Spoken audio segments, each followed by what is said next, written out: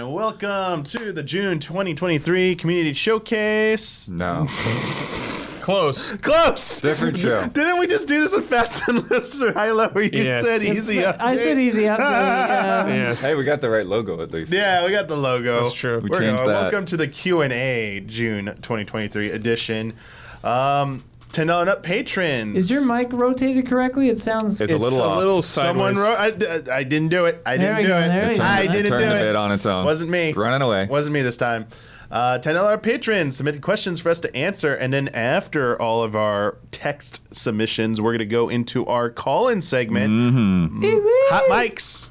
Hot mic. Hot mics. Are you ready? Yes. Ready to Let's kick this do it. off? Let's do it. All right. Our first question comes from Brandon K. Gann. Hello, everyone. I'm curious to know, did you ever have a favorite singular issue of a gaming magazine from yesteryear?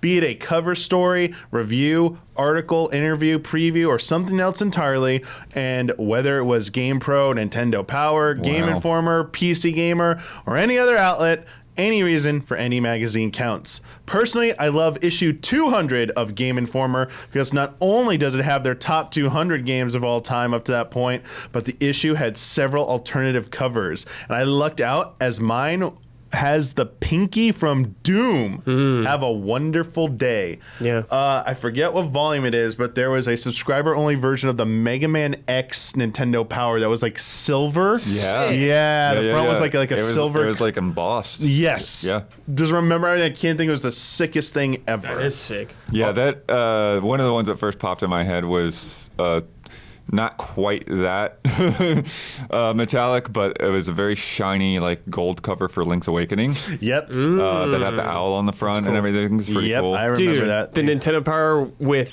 for Simon's Quest with Simon like holding up the Dracula's one that head. got all the parents yeah. to complain. That one was sick, That's dude. hilarious. Yeah. The good Nintendo Power covers. Any non-game Nintendo Power ones? So I'm trying to think maybe Damiani or Bloody can help me out. This was in the days when we were leading up to Twilight Princess.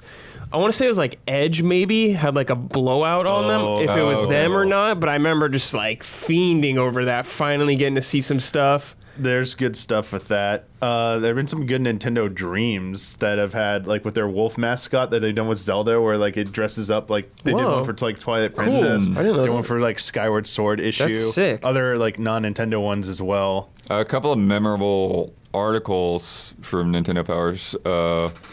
One, when they were first talking about Project Reality, and they showed off like all the, Silicon Graphics images and stuff like that, and talked about the supercomputers, and it's like, oh, the same computers from Jurassic Park, same company's working on the next Nintendo platform, all that. And then another one that, like, in hindsight, was just like such fanboy insanity. When they were like having all the stat comparisons and stuff, and they like compared the speed of a cartridge to a CD-ROM drive between like a snail and a rocket ship.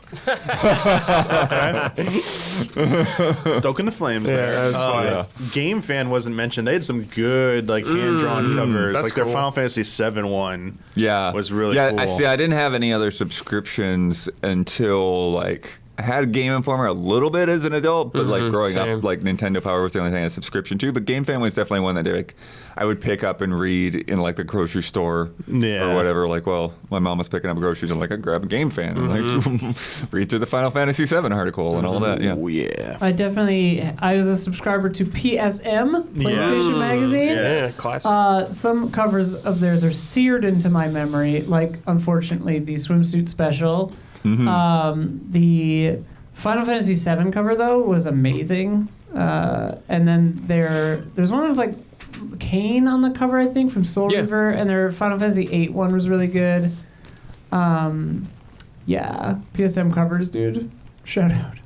Shout out. Our next question comes from James Davey. Hey, allies, what games do you particularly dislike that others really enjoy? All. Particularly dislike. MOBAs. That's So, a like, fair I can see one. that. So League of That's all Legends genre, yeah. and Dota too. Yeah, I can Smite. grasp some of the mechanics, but it largely just feels like it Yeah. eludes me, and I'm not having a good time trying to learn. Yeah. You don't like being screamed at while you're trying to learn item meta? I used to play a lot of Dota when I was on Warcraft 3, like a lot. But I think I got my fill from that. By the time all the other ones came out, I was just kind of like, yeah, I'm good. Just kind of moved on from them. But I feel like most like other games or genres, it's just about, I might not be into it, but I'm not like actively disliking it. Yeah, I don't know about like dislike. I'm trying to think really hard. Yeah. Real-time strategy definitely stresses me out. I'm not too big of a fan of that. Sure. You know, like I like turn-based more. Blood, got play Stormgate. Stormgate looks sick. I feel like this question is also for me too. Gerald is coming for us. I don't really enjoy Diablo. Yeah. You just said one that I totally get that. did you just jog my memory and I just forgot RTSs? it. Oh no, Call of Duty. Don't really enjoy Call of Duty. Don't really like Battle. I don't like go out of my way for Call of Duty, but like, if I pick it up, that's what I'll be doing for the next couple days. Well, I did play the campaign for Battlefield 1 and I think I actually enjoyed that. Nice. Yeah, that was the historical one, right? That was World War I. Yeah. That one I had a good time with, the campaign, but not the multiplayer. Battlefield 1 was cool. I had a good time with that game. Anything else? I can't think of anything off the top of my head. All right. Yeah, I'll stop listing off stuff because. Yeah. Our next question comes from Alexander Zirinov. Hello, allies. Last month, you were asked to name your least favorite subject in school, and everyone talked about math. I was very surprised to hear that since at least some of you seem rationally minded, which should make math much easier to comprehend than some natural science. Can you talk a bit more about your relationships with different areas of math? Also, who is the best mathematician among the crew? I don't know. Ouch. Mathematician. Ouch. You hate this. Talk about it more. Well, I think it was math. I would just forget some of the steps. I think it was twofold for me. It was like we had algebra, we had geometry, we had trigonometry, and then we got to calculus. And it was calculus, and it was also like I liked the thing what we called like proofs, where you had to like there was like in school it was like a sheet where it wasn't just like solving the equation, you had to like prove like a theorem in calculus, and it was kind of like that like was very intriguing to me. But it started like when they started asking these weird, like not weird questions, but like so and so is in the middle of a field at a state fair, and he's got to throw a baseball at the velocity of this up at a person on a Ferris wheel who's spinning at this rate. What is the velocity he has to achieve to hit him at like the peak or whatever? Like in that the person will like it was just questions like that. It was like you have to like take a paragraph of a story, translate it into like an actual equation that you need to solve. Sure. Yeah. And I was like, that's like starting to drive me insane. Then it got to college and like now do all that without any calculators. You must memorize all these basic equations and you can't use your calculator for any of this. I'm like, I'm out. I was like, I can't use tech. I was like, I'm sorry. We invented technology to do this. I get it won't always be there in some situations, but it's like not everyone needs to know how to do this without a calculator. So I'm like, that seems like you're forcing everyone to do like the hardest difficulty on a video game. It felt like that's I remember back then they would always say like, you're not always going to have your calculator with you, and it's like, yeah, we are. We all have phones. So like, we're all super geniuses. Yeah, what if I told you we're addicted to it? Yeah, we can't not. Oh, Gabby is approached. Okay. Okay. Did you guys learn script in elementary school? No. Script? Cursive? Yeah, like you mean? join Oh, numbers. cursive. Oh, yeah, absolutely. Yes. So, did they tell you would only be able to write in script as an adult? No. Okay, they told us that. Oh. They told us that like official things and like essays and stuff would always have to be in cursive. In cursive. That's Yeah. weird, Well, I right? think college is probably what they're mostly referencing. But yeah, I don't know what else but you would. There were computers when I was learning cursive, so I don't know. Yeah. That was confusing. Yeah. The other thing was like, I remember when they, I'm confused about, because what they call core math now, which doesn't seem to make any sense from what I've seen, but I'm sure it does, whatever. But they called core math for us when they introduced where every book was all word problems, like Damiani was talking about. They called that core math. So I don't know if they're the same company doing it or what, but whatever. But I do remember it was so funny. I think I've talked about this before, but like there was also like the early 2000s and they were trying to be like they were trying to be inclusive, but they went too far. So like no name in any of the math problems could possibly have been construed as a white person. It was really funny. Oh, weird. It was so funny. It was like, okay, I love where your heart is at, but you maybe overshot it a little bit. Yeah, I think two of the things, like both in math and with like foreign languages, like two of the one of the kind of roadblocks that sort of would pop up for me would be actually learning the steps that they were trying to teach you rather than simply solving the problem. Because I think in like both cases in those kinds of subjects, like I would start to actually intuitively pick up, like figure out what the answer was in like with language, like start intuitively, like I'm just understanding this, but then I don't know how to say what I just said in English sort of thing, you know? And then it was like, oh, but no, you have to learn the steps. And it was like, sure. And then it's weird. It's like almost felt like I kind of like went backwards to like, I don't understand what I just did, but I did it. Yeah, same. I would be like, the answer is 16, but I'm not sure why. So like, show your work. And you're like, I don't know how. Well, so this illustrates, I think, like maybe the larger issue is that our school system kind of teaches when we were in school, taught kind of like in one kind of umbrella style. It wasn't really catered to. No, it wasn't. People learn in different ways, and I think more research. Well, is I think that's why we showing had gifted classes as well, because it's like you're like, okay, it's like you already know this stuff. Like, let's go experiment and do some craziness. You know, Yeah. Go drop an egg from the top of the playground slide. Yeah. So this seems like having more curriculums tailored to people different ways is like a better approach than the one size fits all approach. That's pretty much it. Next question comes from Detenshi. What's the coolest or most important moment you missed out on because you slept through your alarm? Nintendo Direct. Oh, wow. I don't know. Coolest moment that I just slept through. See, I generally like force myself to stay awake if I'm scared I'm not gonna wake up in time. This is totally one of those things where it's like I absolutely know this has happened. I've slept through stuff, but it wasn't like cool or maybe it was important moments. So Yeah, I'm trying to think. I mean, like as a kid, I would try to stay up on New Year's Eve for midnight, and I couldn't make it, which is so funny because I stay up to like 2 every day effortlessly now. But like, I don't think I've ever slept through an alarm and missed something. Knock on wood. Yeah, I definitely have. Yeah, absolutely. Just can't. Yeah, like nothing on like the exciting, cool side though. Yeah. The memory of whatever the specific thing was like it wasn't traumatic enough to have stuck with me. I'm like, oh no. Detenshi would like us to know that this question is not a shot at anybody. They just had it in mind. Oh, no, yeah. It's a coincidence, Brad. Yeah. Oh, I'm not.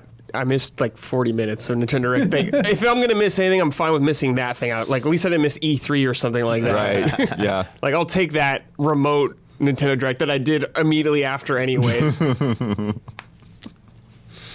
All right, our next question comes from Neo JD. Steam Next Fest is currently going on June 10th to June 26th, so ending soon. And I want to know your recommendations for demos we should check out. Bloodworth, take it away. I mean, I've only played one thing specifically for Next Fest, and then the other things that I'm not entirely sure. Actually, no, I did have a list of things I wanted to check out. See if I can find Did you play that climbing game? Yeah, Jusant was great. But cool. that was Yeah. a summer that's Game cute. Fest thing. Oh, But okay. I mean, Isn't I think it part of it? I think it's Oh, still okay, yeah, I guess- available. I guess. Yeah. El Paso Elsewhere is definitely in there, so you can check that out. I played the Bookwalker, so watch Frame Trap and find out Yep. about that crazy game. Although It's up. I'm not sure whether their demo is still gonna be up because the game's out now, but maybe they'll keep the demo up. Fall of Porcupine, Wizard with a Gun's got a demo. Cool name. And that Ebenezer game. that Oh, we yeah, checked the out. Ebenezer game. Yeah. Cool. There you go. Good stuff. But yeah, I saw somebody put together a list of like 900 Yeah, I demos haven't on looked at Steam any of Next them. Fest. And like, Yeah. On heavens. but that's one of the problems I have with Steam Next Fest is that like sometimes they'll be like, oh, there's a bunch of demos for Steam Next Fest, and then you look and like a lot of these games are games that like came out weeks ago or came out 3 years ago or whatever. And it's like, no, I just want to see the demos of the games that are like previews, essentially. Yeah, previews, yeah. Yeah, it's called Next Fest, not highlights from the last 3 years fest. Yeah. And I know Last Fest, yeah. ID at Xbox is going to have demo thing, Sick. demo week next month as well. Very cool.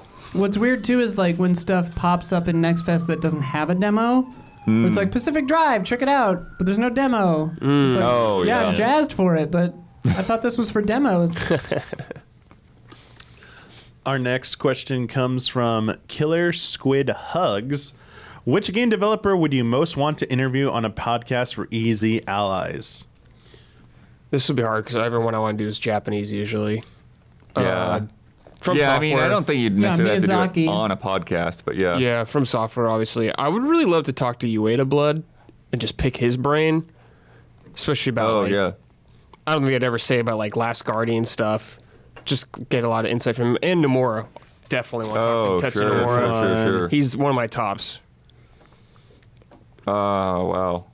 Yeah, it's hard because I feel like I'm not necessarily looking for any specific individual at this point. It would No be one at more Nintendo? on like a game, you know?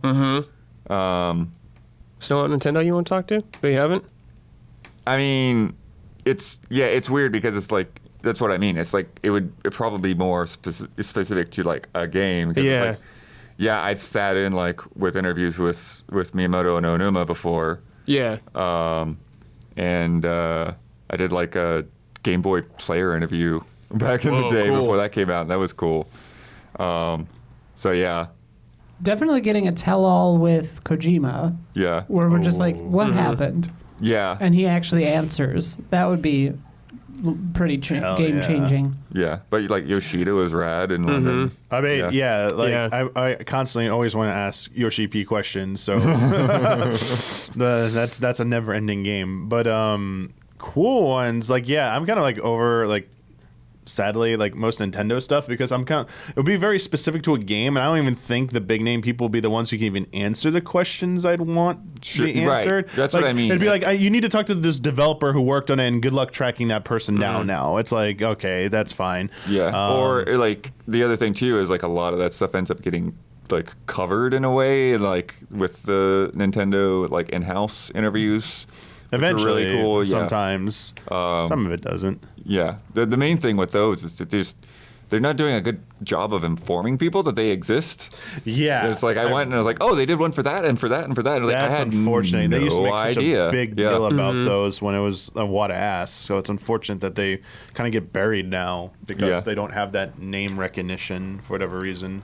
To me, what I think would be really nice too is just like instead of for a specific game or like to get specific stories or whatever, just people that would vibe well, like get Shuhei and Sam Lake on a podcast and just have like a great time. Yeah. You know? Yeah, like, for that'd sure. that'd be great. Let's get Tak Fuji in here. Ask him what he's been up to and stuff. We Miss did Tucker. an interview Suda with him a would few be years fun. back. Yeah. Yeah, definitely. Oh yeah. He's always Suda. probably really good.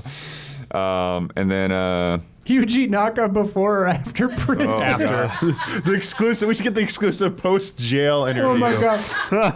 He calls us from jail. Oh my. We're his one phone call. He just says easy allies. Oh my god. We accept a collect call from Japan. Like, sure.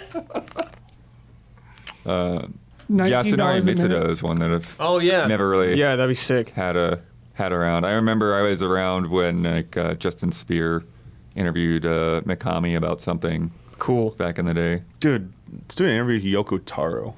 Dude, And that's we don't, a really and good we don't pick. ask him any game shit. We just Oh, no, ask yeah. him random shit. Yeah, absolutely, man. yeah. What his favorite type of candy is or something? Yes. I'm down. Yeah, the Okutar would be awesome. Anything else? Good. Yeah. All right. Not top of my head, but yeah. Next question comes from Jesse Blue. What outdoor non-gaming activity do you most enjoy? Right now. Being outdoors. Yeah. Outdoor non-gaming is hilarious because it's like, are we just gonna say playing our Switch? What was the point of that? Well, Pokemon Go, like phone stuff. Yeah, like Pokemon Go. I don't None of really us are do playing games. that game. I don't do any game stuff when I'm usually outdoors. I saw a streamer who was on a camping trip and brought their laptop and was raiding in WoW from the funny. campsite. Was it like soda pop it or Yeah, I something? think it was. It was like, Yeah. what? That's funny. Might be a Dude. good environment to play Snake Eater, but Yeah. I love a good bike trip or a good roller skating or just a nice walk. Mm-hmm. Just hanging out outdoors is really pleasant. yeah, I just like exploring, Yeah. Yeah. hiking around crazy places. Swimming's Have a fun. nice area to walk around. Very outdoorsy, very forest-like, very nice. Yeah, because like caving is pretty cool too. When you get a chance to do a little caving, but yeah, I think I've done squeezing that. through little gaps and all of that. No thanks. Nightmare, dude. Yes. Nightmare. I'll stick to video games for that. I'll stick to the artificial loading Yeah. for squeezing through gaps. I'm good with that. Not something I've done a lot of, but I enjoy. Yeah. Next question comes from Austin Beltzer. Hey, allies. A lot of sequels or follow-ups have been announced or featured during Summer Game Fest. True. Marathon, The Talos Principle 2, Dragon's Dogma 2. I should have paused for Talos Principle 2. Sorry, let me say Yeah. again. The Talos Principle 2. Woo! Dragon's Dogma 2. Woo! All right, Ghost Runner 2. Yay. Helldivers 2. Yay. Sword of the Sea. Wait, Swords of the Sea. What? I didn't know that was Revenant Hill. That's not a. Okay, it's a follow-up from the same people that made other games. But, Yes, Prince of Persia: The Lost Crown and Path of Exile 2. Mm-hmm. Of these sequels or follow-ups, which of the original games are absolutely must-plays? So they're Okay. predecessors. Yeah. Pretty Dragon's raw. Dogma. Yeah, that one too. Yeah. I mean, Path of Exile is really good if you like ARPGs. Yeah, well, I mean, it's. At this like- point, wait for 2, I'd that's- say probably. But I don't know, but that's the thing. Is like, when 2 comes out, is there going to be like basically a cap on it in a way? Because it's like they've had years and years to throw content at Path of Exile that you'll never get through. Yeah. Path of I don't Exile know. 2, you probably just like Yeah. I have the no idea. hardcore people are going to knock that thing out in 2 weeks. I'm guessing. I could be wrong. Interesting one's Prince of Persia. 'Cause what would you say is like The first original, Prince of like Persia? the first OG, not even Sands of Time, but like Yeah, before. yeah, but not the reboot. It'd be the original. Yeah. Yeah, yeah, that's a weird one because there have been so many different takes on it over the years. Same thing with like Sword of the Sea. It's like it's not really a sequel to anything. I would say that Journey is the most you should play this game out of their past games. Probably, yeah. Dragon's Dogma 2. Give it to 1. Woo! Get ready. That one feels like that and Talos feel really like they might have threads that continue that might be important. Right. They should do a Talos Principle Dragon's Dogma crossover. It might be in there. Actually, I don't think that. I don't know. I could be wrong, but I don't think that I might Dragon's be Dogma 2 wrong. is going to necessarily feel like a sequel as much as like we're just going to like do what our original vision for 1 was going to be. Blood, that game's gonna come out and it's gonna feel 8 years old in the best ways. It's gonna be perfect. I think that's part of the trick, Blood. Mm-hmm. We're going to think it's like the same. I'm always a remaker. Yeah. Or a redo. I'm already a remake, yeah. Spiritual successor.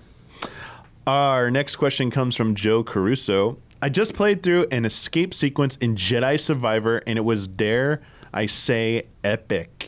Naturally, it was very scripted, but it truly felt like being on an amazing roller coaster at Disney or Universal. Obviously, I prefer more dynamic gameplay, but I feel like scripted moments in these AAA games are not nearly as common as they used to be. What's the last scripted gameplay sequence in a video game that wowed you? Final Fantasy 16. Yeah. The I answer. feel like I still see that as a lot of games. A lot of Sony first-party games still have that kind of stuff. Like God of War Ragnarok has a lot of like scripted set-piece moments and stuff. But yeah, 16 is correct. Yep. Any others? Or good? All right. Next question from Sage Mode Q. Greetings, allies. Last great movie you watched, last great show you watched, and last great song you listened to. Go. Love and respect. All right. Great movie? That's I have to look, I think, because I don't know, like great. great movie. Hang on. like good movies that I thought were playlist here. good. Like that, I thought that Dungeons and Dragons movie was pretty good. Surprisingly, Yeah, I like that one. I'd say Sisu was great. Yeah, I haven't seen that yet. Top Gun Maverick was pretty great. I like John Wick 4. I think that was Yeah. one of the last movies I saw. Yeah, I'm trying to remember what else I watched like earlier in the year before Mario, because I feel like there's something on the tip of my they're not tongue that I showing went my But I'm a reviews. out to Cheerleader see, is great. but I forget what it Yeah, was. last great show was One Piece for sure. Yeah, they don't. Silo, dude. Silo, great song. Yeah, I don't think Some they Beach show Boys my song. video thing. Yeah, on we've been here. weird where we haven't actually been like catching up on shows recently. Just been watching like a lot of Shark Tank and Cool, Nat Geo stuff. cool. Last great song I discovered was called Uriat by Mira Seti. She's from Hyeong, whatever. It's cool. That's a great song, Final Fantasy 16. Oh yeah, there you go. Nice. Dang, yeah. I mean, last show I Yeah, just, maybe I should just look at 2023 movies. Yeah, or like the something last that. show I What just came finished out? was, besides the latest season of Black Mirror, was Ozark, and I was hyped up on it. It was good, but I wouldn't say it was like great. It was very good. What but about, not excellent? But what did I do before? Cobra Kai. That was not the last. Yeah, that season 4 was like a year ago, over a year ago. There's something I definitely watched in between that was pretty good. Why can't I remember it? I can't remember movies either. It's kinda, last few weeks has been. Did you think the Mario movie was great? I think it's good. And actually, the Mario movie is hard to rewatch for me. I got the digital thing, a copy of it, and like I started watching it, and then like I stopped, and I haven't gone back. Ooh. And it's like I kind of do, but at the same time, it's fun to watch the first time, but I feel like it's such a simple story. Yeah. Yeah, I kind of. Sure, I get that. Yeah. Might need to wait a long time before I watch it. Rewatch the extended editions of the Hobbit trilogy, but none of those are like great. They're just like No. good. Yeah. Third's my least favorite. Yeah, it's they did not need to be 3 movies No. whatsoever. No. It's like, oh my Should've gosh, been what 2. is That this? was a mess. What is Should've this? been What 2. is this nonsense? Yeah, dang, I swear I'm forgetting something very obvious. Right? Yeah, I just can't remember. That's the thing with me. It's like I don't even remember like what the crap did I Yeah, watch? it's like 16 Summer Game The Fest. ones It's that I like think that only I'm- thing in my memory that now. was a while ago. That wasn't the last thing for sure. And like last great song, I mean, honestly, like older songs that Yeah, raise that's like fine. a brand new song. Doesn't have to be brand new. I don't know. I'm not sure of a brand new song. I just heard that's like excellent. What was the last thing you heard that was excellent? I mean, I was listening to re-listening to the entirety of Linkin Park's catalog. There you go. So it's So like yeah, there you go. tons of Yeah. great songs in there. You Yeah. answered it. Anyone else? Hi, Raiders from GVG. Oh, hey, thank you for the raid. Yeah, everything everywhere all at once. oh, That was yeah. definitely Oh, that's a great great one. longer back. We're just not most recent. doing our monthly Q&A with our In patrons right before now. Gabby says "Bubbly" by ATs, song of the summer. Bouncy, whatever. Bouncy. Bouncy by ATs, song Okay, of the that's summer. the song of the summer. Tell your friends. That's what Gabby says. I Heard it haven't here listened to tell your it. friends. first. Anything else? Or I think it's that's good. it. We got a few left before our call-in show, Hot Mics. All If you're in the right. $10 or up patron tiers, Yeah. get in that Discord and get into that waiting room, and Gabby will start getting you Get in. screened. Yeah. Get screened for the call-in show. We've got 3 more questions here, so maybe 5-10 minutes until Hot Mics, our call-in show. Check it out. All right.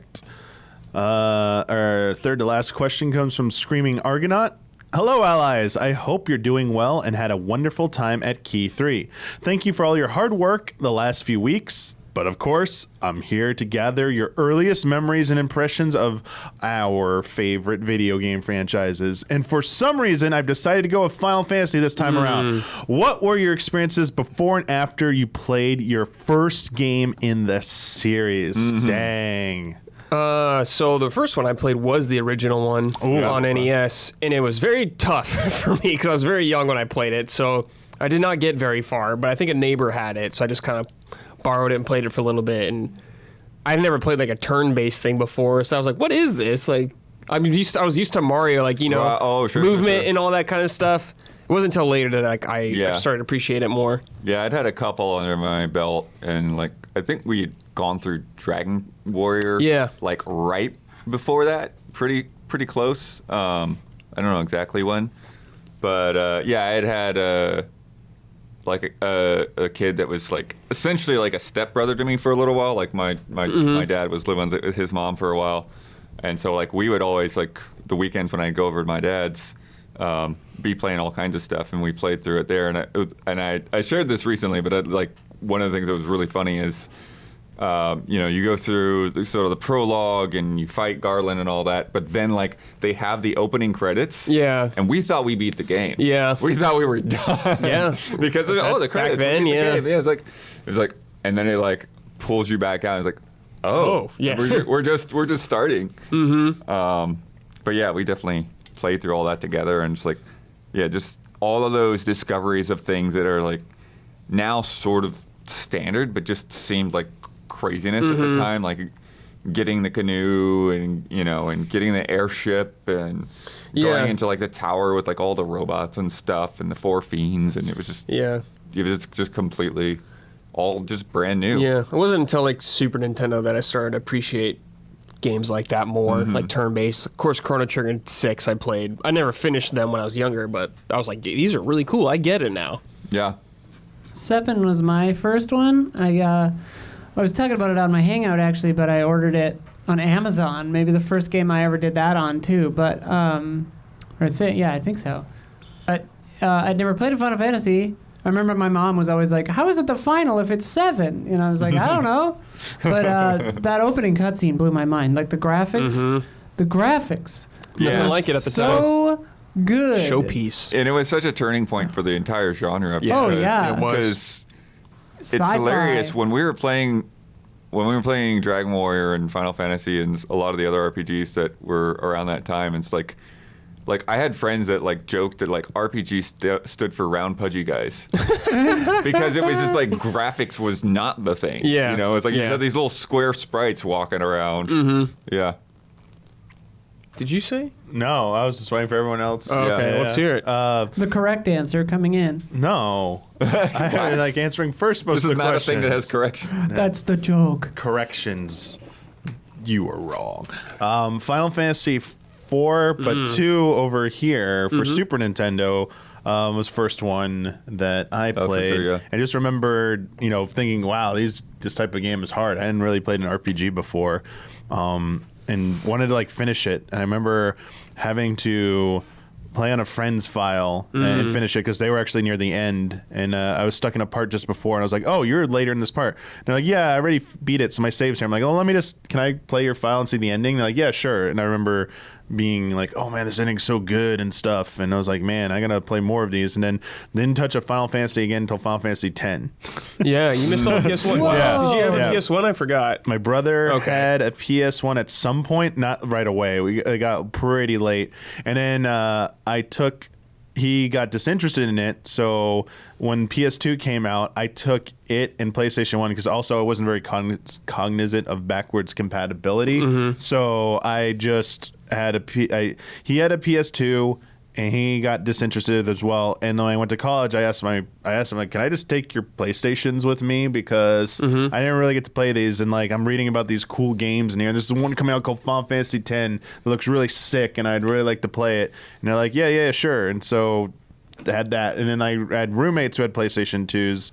As well in like the dorm rooms and stuff, and yeah, Final Fantasy X, like I was like obsessed with that game. And then afterwards, like 10. so I was like 4 and 10. I was like, I really enjoyed 4 many years ago.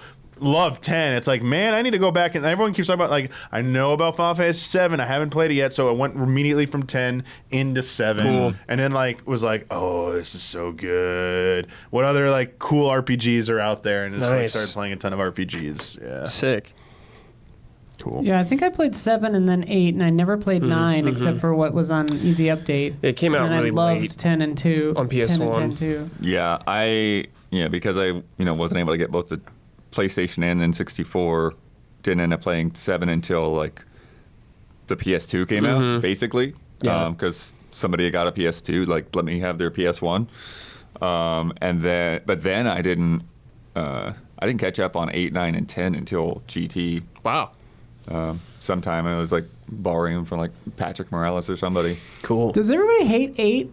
I really love No, I don't 8. hate 8. I don't like the magic system. I don't like drawing, and I don't like the level scaling necessarily, but I like 8. Yeah, I liked it. Oh, okay. I think it was just like one of those things where it just like, yeah, like the school and like the outfits and stuff. Like it was like one of those first times where you got a lot of people like, this doesn't seem very Final Fantasy. And that's why What if I told you that happens every time now? knee-jerk reaction, Great time. We go through this. Yeah. My Final Fantasy. The cool kids like 8 and 9 and dunk on 7. Oh, I like 7 and 8. Nowadays. Like 9 and 8 are the cool ones to like. I just had a 7's memory. played out. I remember playing like 9 for a couple of seconds and being like, why has this guy got a tail? And then I stopped playing. Sedane. All right. Yep. 9's cool, dude. 9's my second favorite. I know. Once that rumored remake comes out, It's real. They're remaking everything. I mean, it's absolutely Katase real. said like, yeah, maybe They're after gonna remake 7, all of them. and maybe after 7's done, we'll start 6. Like, yeah. I've got that in the podcast. Yeah. there we go. All right. Second to last question comes from Crazy Man 3000. Hi, allies. What are your favorite in-game minigames? I always love Pokemon Stadium and Pokemon Stadium 2 minigames. We played Pokemon Stadium minigames a few weeks ago. So Triple Triad. Yeah, I was gonna say it was Triple Triad. I played a lot of Triple Triad in 8, and 9 had a card game too. I don't remember if it was called Triple Triad though, Right. but I played that a lot too. The Ocarina of Time fishing was. Oh, that's a shit. time. Yeah, that was Blood, you're not gonna say absolutely Gwent, mind-blowing. dude? Tetramaster, yeah.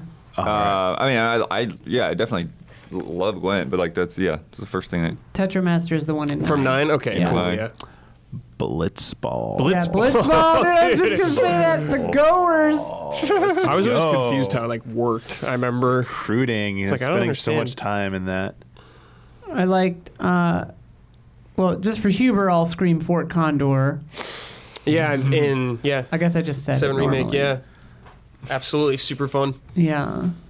I kind of liked. There was a weird.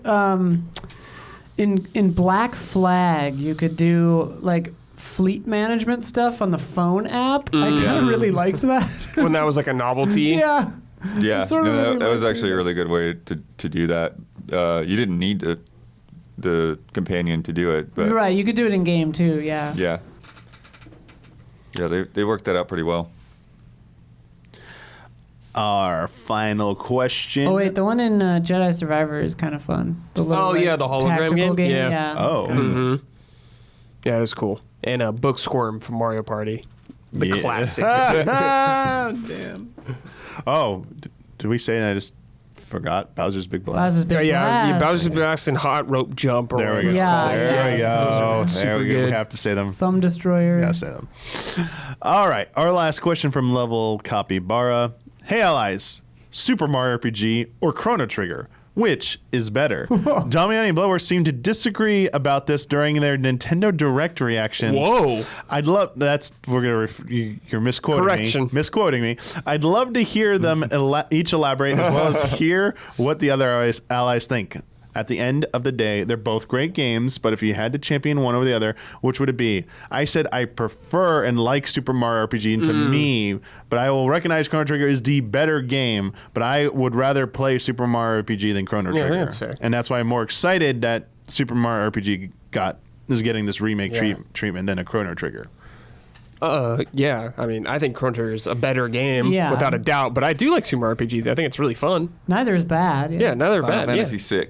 Bloodworth. Sweet There's the Coden. blood we love. Guy can't play the rules. Yeah, no, gotta be Super Nintendo. Actually, like I had to come around on Mario RPG because I kind of held a little bit of a grudge for a while. When I first got it, when I first played it, I had beaten in like a day or something like that, and I was like, oh, this game was too easy, and it was like, You beat it in a day? yeah, All right, blood. but it was, God Gamer blood.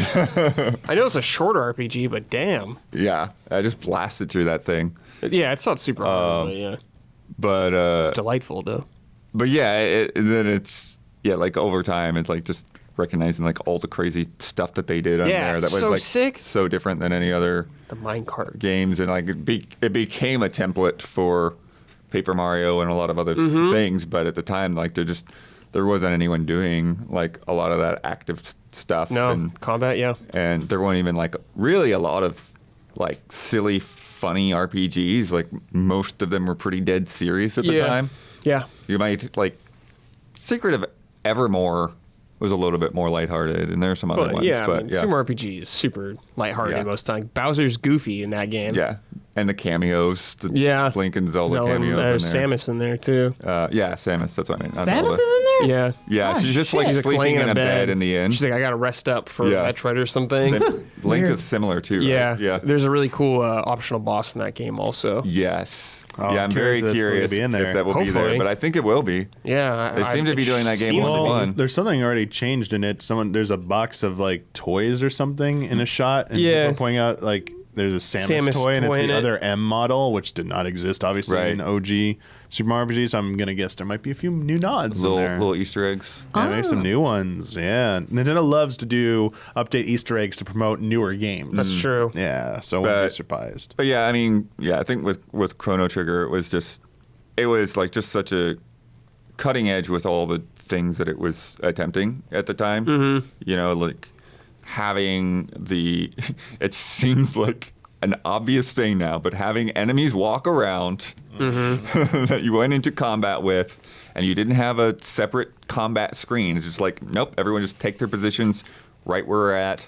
Having like all the dual techs, and then just the crazy stuff with the time travel and all of that. Yeah, I just think it's a really like well-paced RPG. Yeah. Like super good. That game moves. It's one of the best around. Yep. All right.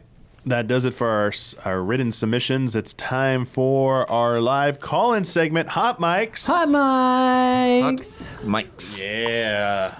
All right. Take it away, Isla. Hi. Welcome to Hot Mics, our exclusive, beautiful call-in show. Look Hopefully at that. our headphones actually get audio. Look at that logo. Gabby made it. It's Nice. beautiful. So the way you do this is you go on our Discord. If you're $10 and up, you should see a thing that says call-in show waiting room. It's like a what do they call it? A stage or something? And you'll be in there, and then Gabby will talk to you and say, "Hey, what do you want? Whatever." And then we'll kick you into the live channel. You'll have to unmute yourself probably, and then we'll talk to you. Sound good? Great. Unfortunately, we do not have any pretzels in the waiting room, but We don't have any pretzels in the waiting room. Got Mountain Dew though. There are green M&Ms, and I heard somebody left a dog in there. It's friendly. Oh, no. Oh, okay. Yeah. Who do we got first? Gabby. RF Switch being first this time. Nice. Let me see here. RF, we're gonna give you the roll, bump you in there. Do you read us, RF Switch? I read you, and hey, look at that. I'm not last this time. Yay, first. Hey. We hear. Yeah, because Good. I'm sick of the technical issues. I'm not always last, Tyler. Never last. Never least, anyway. No. Whatever. Okay, so this week has been really rough for me, but of course it is. It's my birthday week, and my birthdays are always terrible, as proof from the deluge of Nazis targeted harassing me on Facebook. That was lovely. So my question is this. What is your worst birthday memory? Or at least the one you feel comfortable saying? Keeping it light. Love it. I think I sprained my ankle on one of my birthdays. That's about it. You have such a charmed life. I was a kid. I love that. I love that. I'm trying to think. First birthday after somebody's been, dead is rough. Yeah. Yeah. None of the birthdays themselves have been, objectively horrible. I've had some crappy New Year's Eves. But now that's Sophia's birthday, so those are nicer. Yeah. Well, the question was birthdays, wasn't Yeah. it? Yeah. I guess we all have great birthdays all the time. I mean, I didn't have a good memory with remembering great birthdays either. Like I have like one or two that really stood out. Yeah, I remember Yeah. like kid like parties as a kid, but I stopped like actively caring / celebrating. Like after I turned like 21, I stopped caring. I really want to throw a birthday party for Damiani now. Nice. But he won't tell us what his birthday Dude, you is. want a birthday party? I don't That'd be really sick. like He knows that what type it of yeah, not. We are throwing I don't like that much- Damiani I a don't like that birthday much, bash like, that type of this attention. year. Yo, birthdays can be sick. Or though, next man. year. Yeah, you Sick. heard like good luck this year. Yeah, next year. Wait till next year. Calendar year, Wait fiscal this year. year. Well, you got half the year to mark off there now. This fiscal year, this fiscal year. we will throw a birthday party for No, it's in the Damiani. first half of the year. Okay. Yeah, we do know that. Do a I 14 suspect themed March. birthday, but I don't know. Damiani. I suspect March. What if everyone played 14 together for your birthday? Would you be happy? Yeah, on a stream. We finally get Dawn to play 14 for one day. Make people play something. Yeah, I feel like this is like one of the things where like my brain is like a one-way door. Damiani gets a year. Because I think like if like we funny. brought up something that we did, I remember I would be like, oh, I remember we did that on my birthday, or that happened on my birthday. But if you just say like, what happened on your birthday, then like I draw a blank. Like I've got no idea. Like I remember one birthday being laser tag because that Oh. was like the Oh, cool hell thing yeah. to do. Yeah, that's and it sick. was fun. I remember one of those. I remember roller rink, like roller skating, Yeah. because Green Day music came on, and like at the time I was like super into Green Day, so I was like really pumped when that came on. Damiani loves Green Day. He does. What else? Like everyone did one at like the putt golf and arcade Yeah, of course, one year. dude. Classic. Everyone like because literally it'd be funny. Someone do their birthday there next month. Someone birthday like everyone did the birthday in the same place, like which is funny. So I just remember like that. I don't remember a lot of parties like you see in movies where you go to someone's like house in the backyards all like I don't remember anything like that. Mm-hmm. It didn't seem very common. I was I always remember- going to a restaurant or a place or something. In middle school, I remember I went to this kid's birthday, and I was the only person who showed up. Damn. And I felt so sad because, like, I had thought about not going too because he was kind of not popular, you know. But I went, and then we had a nice time. But I could tell he was really bummed, and I was like, "Oh, I feel really bad for him still. Hope he's all right out there somewhere." RF, you got one, or was it this year? Oh, if I went into all the horrible experiences I've had in my birthdays, I'd make some of you have nightmares. Like maybe things not that border then. on mortifying to downright criminal. So instead, Yeah, I'll I just would- say what last You're year's making blood was. uncomfortable. No, it's would okay. I would just like, I would reset the narrative, you know? It was like go out and like splurge at Dairy Queen. blood. Hit a That's Dairy not gonna work. Queen. I love that blood. So I'll just say what last year's was. Damiani and Brad, do you remember last year when Brad was on the showcase? I posted a song that I wrote and sang. Yes, I remember that. Yes, I do. Want to know a fun fact about that? Right before I recorded, which was about like 2 weeks before my birthday, I had all 4 of my wisdom teeth removed. Oh, what? Oh, I So Party time. I hated when I had that happen. I had that done to me too. Not fun. yeah, so I was bleeding and super sore. I couldn't talk for a while because it was so bad.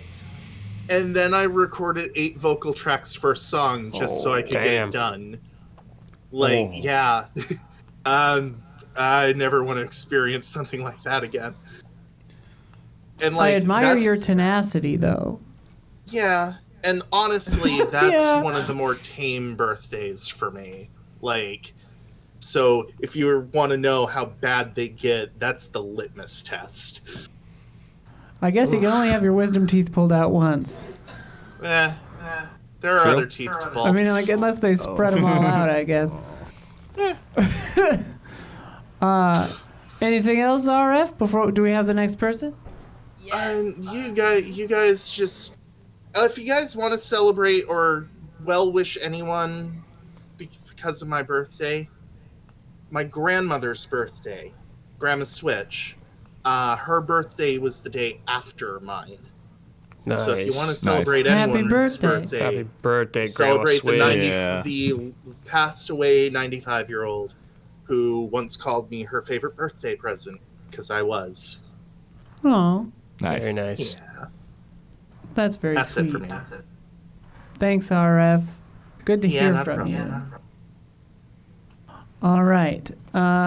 We'll boot you out of that room, RF, and then bring in someone next. Who's next? Swordfish is next. Oh, yeah. Swordfish. They will be given a role. They'll go into the room, and then they will unmute themselves. Hello, Swordfish. This is the mod. 00830. Do you read? Yo, LAs. Yo, Hey. dude. Hey. So my question is, since we're in the summertime, do you guys have any good video game memories as kids during the summer? Like a particular game or games you may have picked as a project for that summer? Like, I'm going to beat this game before I go back to school. Yes, I have one right in my head. It was the back-to-back, Blood. Are you ready for this? It was Final Fantasy 12, then Dragon Quest 8, back-to-back Oh, wow. during summer. It was so sick, dude. That's intense. That is a lot of hours. Yeah, it was awesome. It took me like months, but it was so sick. Yeah.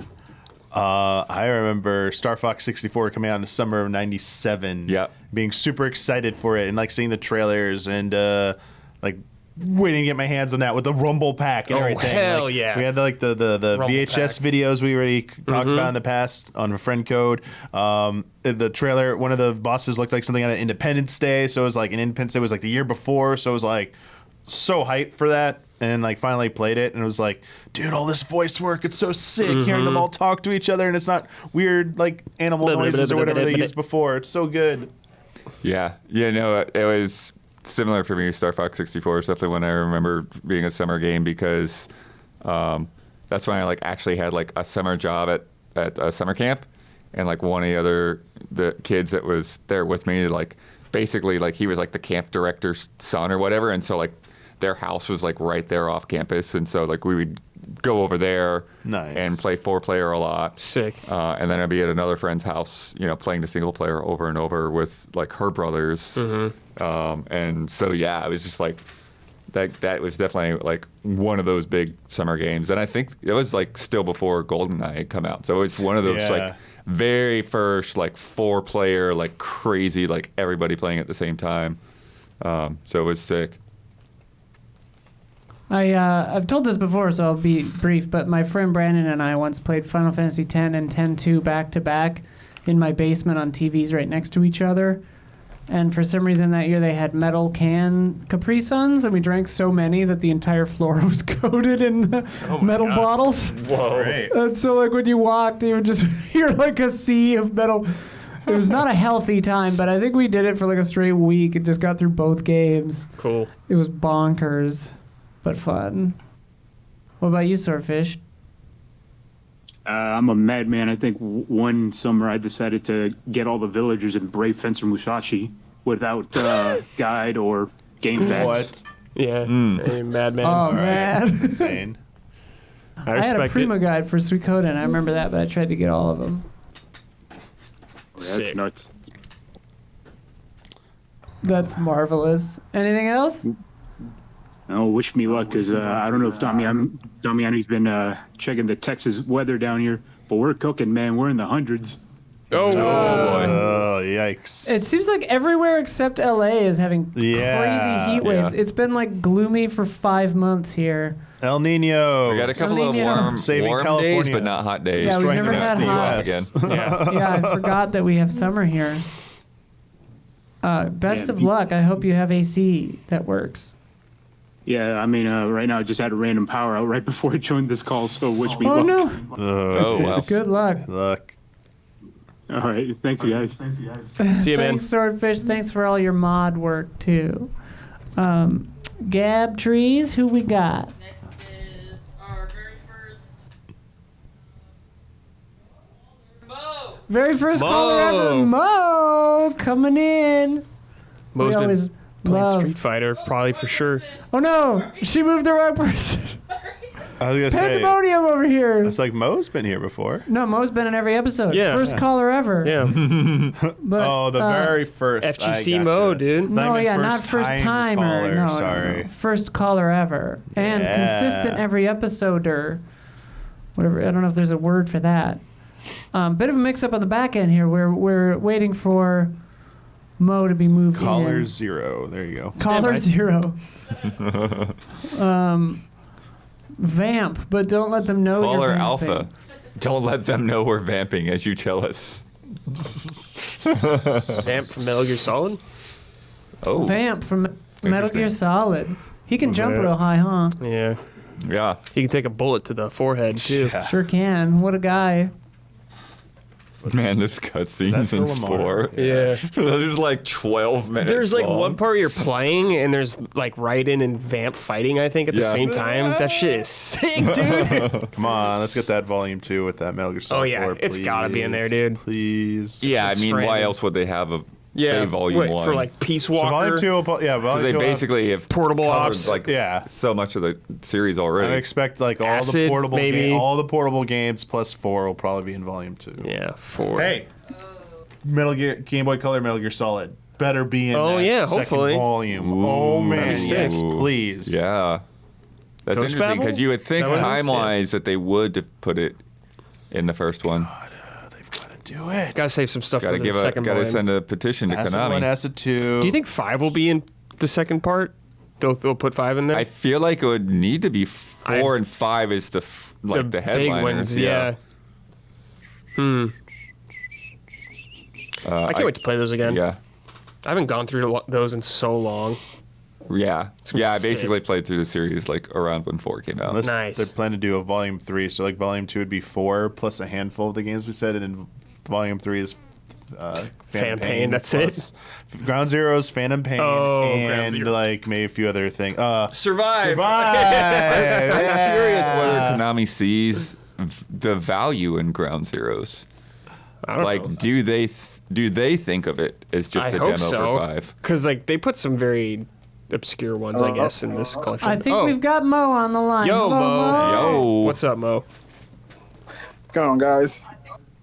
Hey, what's Like, You there's playing always some Street Fighter, technical Mo? issues when I call. A little bit. I've been still Okay. stuck in high roll. I've been slow Okay. calling Nice. Fifth Fair enough. Kingdom, but I'm getting some Nice. Street Fighter and got some in last week, and I picked up Final Fantasy 16 today. So my Yeah, dude. Yes. yeah, my Hell whole yeah. schedule's booked for the weekend. But speaking of 16, my question is about that stream you guys had with Ben and how great that was. And I was just wondering if you can stream any other games with the VAs that that are in the game. Which voice actors would you want to stream with and what game? David Hayter. It's David Hayter. yeah, we get volume 1. Let's get David Hayter in here.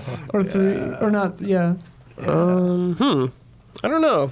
I would like to do the maybe from like Cloud from Rebirth or any of them would be really sick. Yeah, if we could Yeah, get Steve I don't know their Bloomberg. names. get like Brianna White in here, she does Yeah. Aerith. Yeah, Yeah, that'd would be sick. Because I don't know if they're all local. I think they all are, maybe, but yeah, that'd be sick to get any of the 7 Rebirth cast in here. Let's just get the whole cast of Death Stranding in here. Oh my God, Norman Reedus would be so Mads good. Mikkelsen, dude. Leah Seydoux, Yeah, we'll dude. just like casually get them to show up. Yeah, We no got it. sweat. No got sweat. it. I'm convinced Norman Reedus has never even played Death Stranding. Oh, he doesn't even know it's a video game. Oh, dude. Thunder Boy Mutt My kid coming plays in it. with Keanu for Cyberpunk. Oh my That's a God, great that's call. a great pick. Yeah. Would you want to play Kingdom Hearts 4 with the Haley Joel with Osment? Yeah, I would.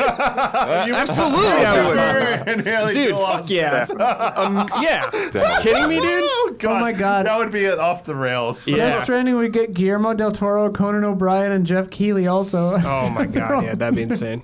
That'd be insane. Chris Judge would be great. That would Oh, be yeah. That would be really good blood.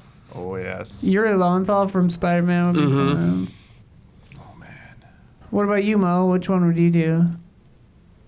Yuri's a great pick, especially after watching him at the Future Game Show and how much he just loves quipping as Spider-Man. I feel like Yeah. playing that game with him would be pretty funny. Also, John Bentley, the guy who voices Barrett and remake, he Oh, does a great job with him. I would Yeah. love to get like his commentary on Barrett's headspace and where he is as a father with Marlene and everything. I feel like that'd be interesting to like Yeah. play that with him side by side. So those are definitely the two off the top of my head. I also like Ashley Birch in Horizon, just because like, you know, watching What's Up Ash back in the day on Game Trails and stuff. I would love to just like chill with her for a day and play some Horizon and pick her brain and that kind of stuff. Nice. That one we could actually do. Yeah. I mean, the thing is we don't know what we could actually. It's Yeah, just like we these never weird know. opportunities. Yeah. It's like I didn't know. I didn't even know about Ben Starr until the London trip. Yeah. You know? And he's just like, Yeah, I didn't know about it until you told me. yeah, it comes up and he's like, he's a huge fan, and it's like, cool, yeah, we'll do whatever. It's like, we'll make it happen. Oh, Raph Innocent would be great. But yeah, it's the same kind of thing where it's just like, you know, it's like I don't know who watches us. Yeah. So it's like if you're a voice actor that watches us and wants to come stream, feel free. Please come by. do. Yeah. I mean, it was a in great touch. stream, and I feel like you guys definitely got some interesting tidbits out of him that other people didn't get in the interview, just like casually playing with him. So like, if you could get any other guests like that, I feel like that'd be a huge get, because that was just an awesome stream from start to finish. And he was so funny, and just like it was very unexpected how like chill he was, I think. Yeah, Ben's Yeah. awesome. Yeah, he was great. Sick question. Yeah, Love great that. question. Anything else, Mo? And that's it. I'm off to finally start 16 out of my games done installing, so that's it for me. Hell yeah, dude. Yeah. Enjoy. Enjoy. Yeah. Thank you. Thank Thanks you. for Always be calling. talking to you guys. Have a good Yeah, one. likewise. Take care, dude. See ya. Pleasure as always. Gabby, who do we have next? Unexpected enemy. Unexpected Oh. enemy. You are up. You are next. We're giving you the roll. You'll move into that room and you'll unmute yourself.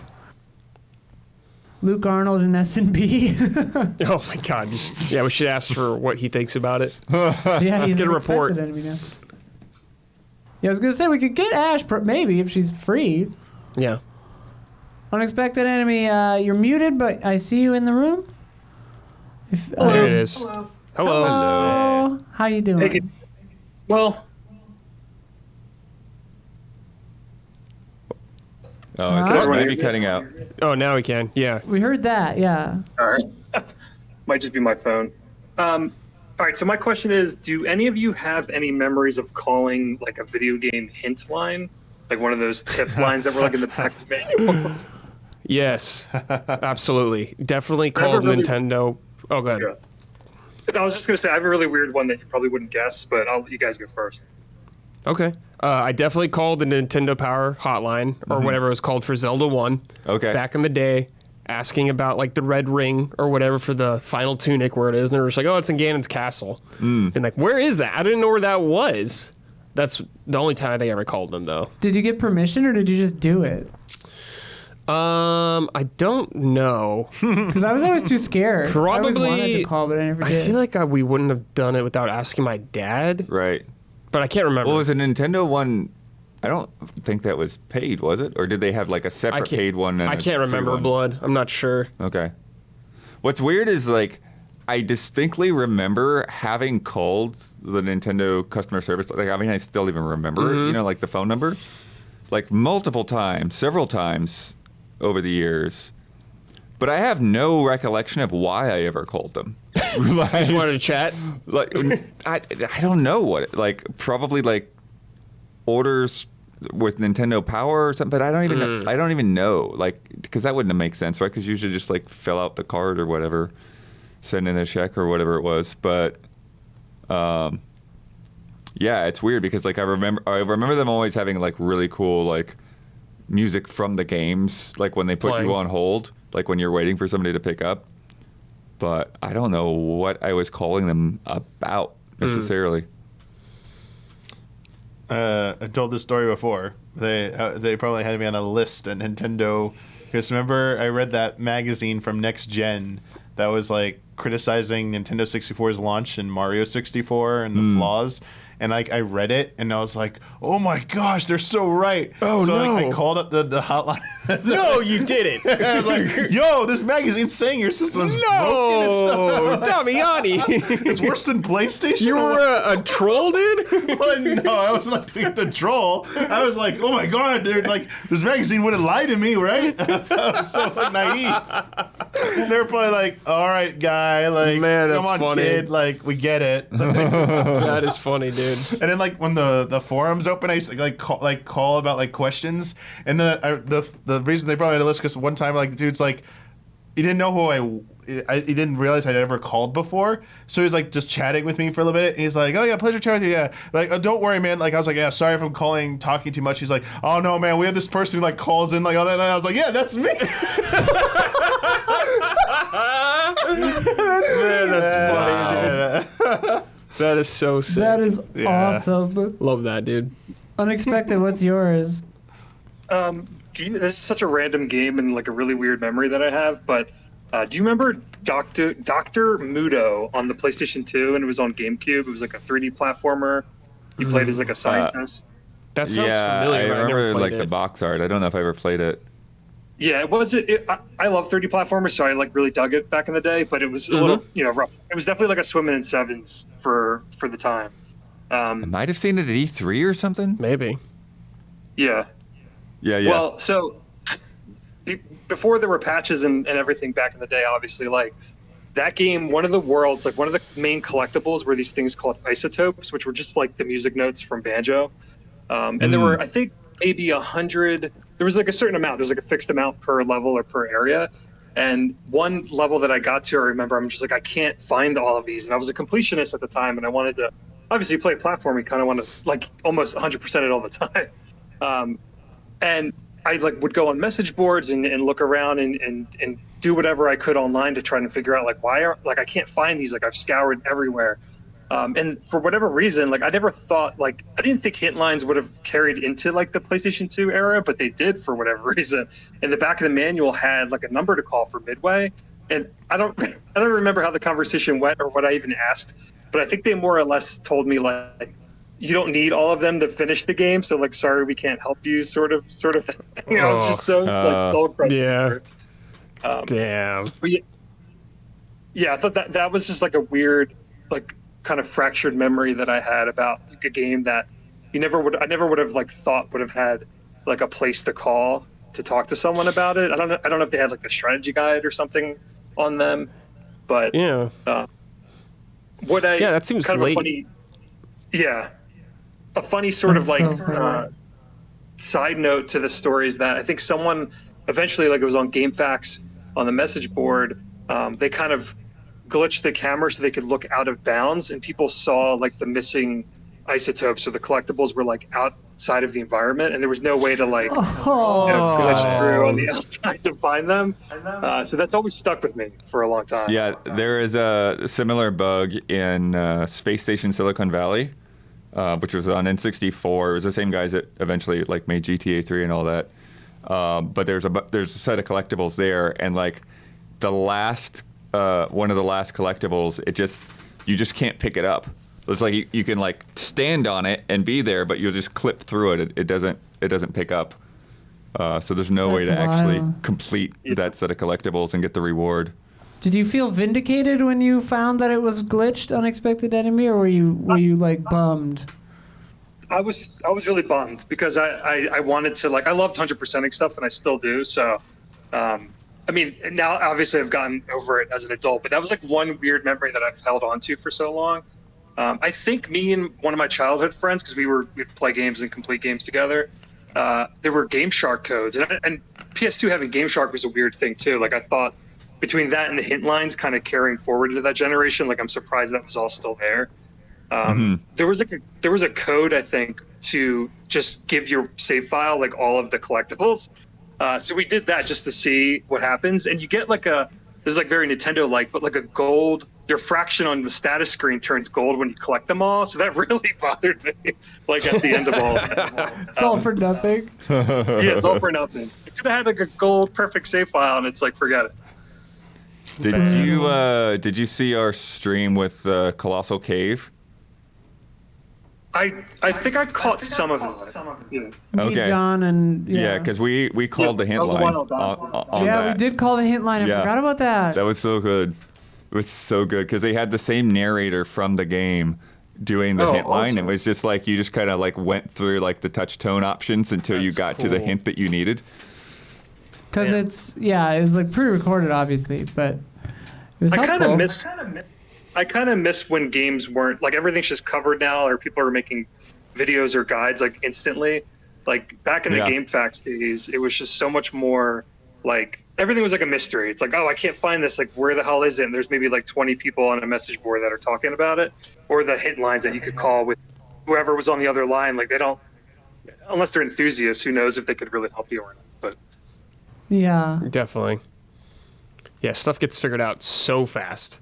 Like, I love Yeah. when a new From Software game comes out because there's stuff people don't know for like Right. a week, maybe. Yeah. Maybe a week. Then the whole entire game's figured Well, out. that's one of the fun things too. Is like when we're reviewing a game, it's like, don't Yeah. got anyone to talk about it. Yeah. Just figure it Yeah, out. Just gotta or figure it don't. out. right. Definitely. That was a sick story, though. Love I it. loved hearing that. Thanks, Unexpected Enemy. Thank Anything you. else before No we problem. cut you loose? No, I think that's everything. Thanks for again calling in. Yeah, thanks again for everything you guys do. Thank you. Thank Yeah, thank you. All right, take care. Later. You too. All right, Gab, who we got next? Kenlick. We're moving you in now.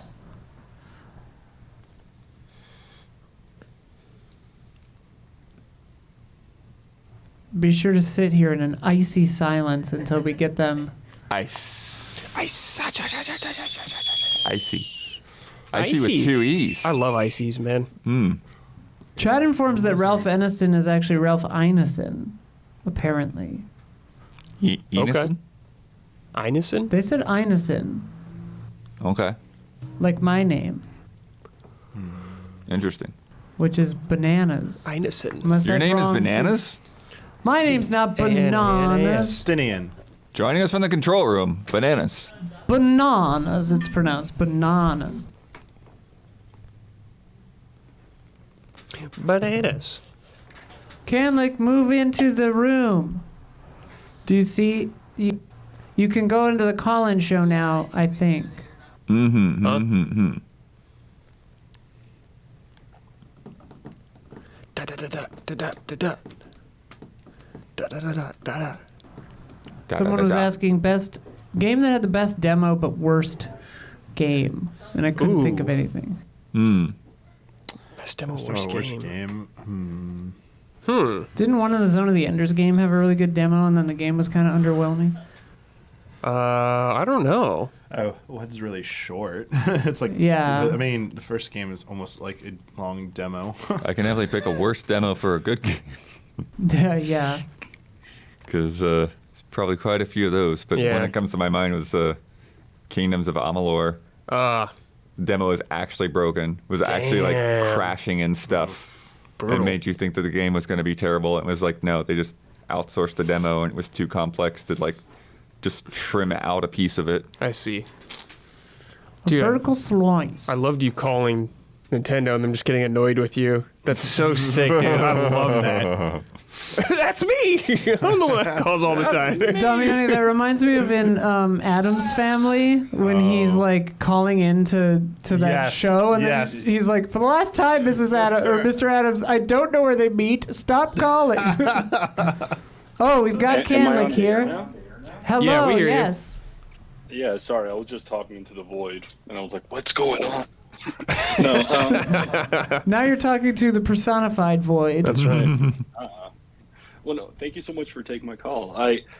So I just flew into Canada for a friend's wedding, and I was playing my analog pocket the entire time through. Ooh. And it just reminded me of like all the time I spent with my grandpa growing up, just hanging out on the beach playing Snoopy tennis, and I'm just like, Sick. dang, like I'll never have that memory again. But I was curious, like, you know, if any of you guys have had any like kind of like cozy vacation memories playing video games, or any kind of like place that you would go visit and you're like, oh, I played games when I went on vacation with these people, or anything like that, any kind of vacation game memories. Yeah, my grandmother who lived in Vegas, we would go to every Thanksgiving. And she had an NES there. She was the one that got us her NES, but she had one at her house too. And she had, before I took it, Castlevania 1 there. Oh. So that's where I used to play it the most. Then eventually I was just like, oh, I'm going to take this game. But I definitely associate Castlevania 1 with my grandma's house. I remember like the first time I actually like got to like play Punch-Out in person. My cousins sick. had it when we were we were like visiting them up in Illinois, and like that was like something that we'd only do like every like 5 or 6 years that we would go up there. So it was just like I'm seeing them for the first time, more or less, and this is like Punch-Out is there. It's like, oh, this is so cool. Yeah, hell yeah. Absolutely. Because it's like one of those games that like you see it in the magazine. It's like, oh, that game looks awesome. Mm-hmm. And then it's like, you got it? You have Punch-Out? Yeah. Nice. I want to play it. Yeah, my cousin was like, they had Contra. The first one. I was like, whoa! Yeah, most of our vacations were like there was no video game policy, so like never got to like take. Really? Damn. Yeah, it was like we're going someplace or we're like doing stuff, so no games. But we used to go visit New York a lot after we initially moved to Texas from New York. We'd go back to like every summer for like probably like a few weeks, and I remember we had family friends who had kids about my brother's age, and it was the first time I remember it sticking out because it was the first time I saw a PC game, and it was Doom. Ooh, okay. And I was like, they were like, their father was like showing us, oh, you like video, like you like video games, like check this out. Do you know Peace, this computer game? And I'm like, what? And like showed Doom, and like first time I ever seen a first person shooter. So I'm like, because one of the first is like, wait, what? First person? What is this? This is like, I was like, I know Mario and I know like NES games and like Super Nintendo, but what is this? So yeah, like just seeing Doom for the first time, and then I remember when we came back. One of my dad's friends, who their family would hang out with us sometime. Also, when we mentioned it, when we were telling, like, oh yeah, the kids got to see this game, and they're like, oh, he likes it too. Like my dad's friend, he's like, yeah, Doom's great, but like it's not for you guys. But like, yeah, it's like, oh, it's amazing and stuff. And we're like, oh man, what is this Doom game? And then we found out like in magazines, like, oh, it's a super violent like first person shooter. Like, yeah, parents won't get us that. The other big thing was the family friends in New York. They had America Online, AOL. Yeah. And it was the first time I heard of the internet and like anything like that. Like, look at this, you use your phone to go online. I'm like, what? I was like, what? Like, we were just like, what are you even talking about? Yeah. And I heard the dial tone noise, the connection noise, and everything like that. And we were just like, huh? And I remember like years later getting like internet, and it's like, oh, is that thing we saw like a few years ago? That's what that was. But like, the memory just sticks out so much about like being blown away by seeing a first person game for the first time, and two, just like internet. Like, what the hell are you talking about? And then like 2 or 3 years, they're like, oh yeah, this thing, and then I know it's like everywhere. It's like, oh yeah. Early days of the internet it was Wild West. It was so crazy. My cousin has Wii Play for the Wii, which is a collection of kind of crappy mini games. But there's one called Tanks with an exclamation point. Yeah. And anytime I'm over there, we play it and we try to beat it. It's like the hidden in plain sight for us. Yeah, basically. Yeah. Any other ones? That's it for From me. me or the team? Yeah. From you. Yeah. I just remember going to my cousin's house growing up. He lived in St. Louis, and every time we went over, we would always do a full Galactic Conquest and Star Wars Battlefield 2. Like, that one where like you had to take over the entire galaxy. Like one of us would be the Empire, one of us would be the Rebels, and we would sit there for like 6 hours. Nice. Damn, that's awesome. sick. Yeah. I know. Awesome. Yeah. That's fun. All right. Thanks for taking my question. Yeah, no Thank problem, you. dude. Take it easy. All right, Gabby, who's next? Detenchi. We are giving you the role, and you're moving into the call-in show channel. In theory.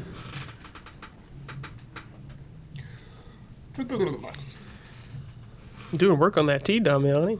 Hell, Hell It's yeah. a big old jug of tea. It's cheaper. Yeah, it is. Cheaper. How much was Well, it? no, 30 it's cents? not. It's slightly more expensive. It's 30 cents more than a bottle that's like a third of its size. I like that move, Damiani. So if you want to What buy, did you say before that because they don't? no, the reason that they only charge 30 cents more, that they charge proportionally, they charge more for the smaller bottles. It's the shame tax because they don't want. They know people will not want to carry this around in person. So it's like this is something you buy, put in your fridge, you pour it into a cup and Yeah. stuff. But like, this is like, okay, I want enough to drink for a day, pretty much. And I need to buy multiple of them, so it'd be more convenient to hold that. But this is cheaper, so I'm like, you know what? Screw it. I'm just gonna carry this around. I'm only gonna be in the studio. I don't care if all of you see this. I don't care. I'm gonna bring just like Shameless. orange juice one day, dude, in the carton. Detention looks like we have you. Are you there? Can you hear me? Yes. All right, cool. First, I want to thank you all for dressing up for Summer Game Fest. Okay. You're welcome. Did we? Oh, We did. Yeah. Not lead to like not full not suits full and blown, jackets, but yeah. It was enough that was, noticeable and appreciated. Sure. Good. We look like trash the rest of the year. That's true. Hey, I treasure it. Hey, I love it. Nice. Nice. Well done. Okay, so my question is, do you weigh different aspects of a video game differently when grading it? Like sound versus gameplay versus story?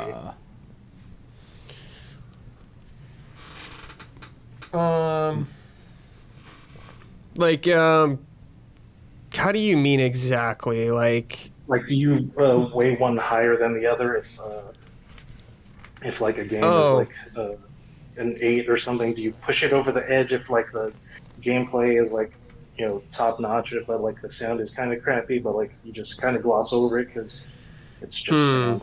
I guess it can depend just on the game itself. Usually, I don't think there's like a hard rule for me necessarily. Yeah, I think it really is. It's like generally it's an overall impression, Yeah.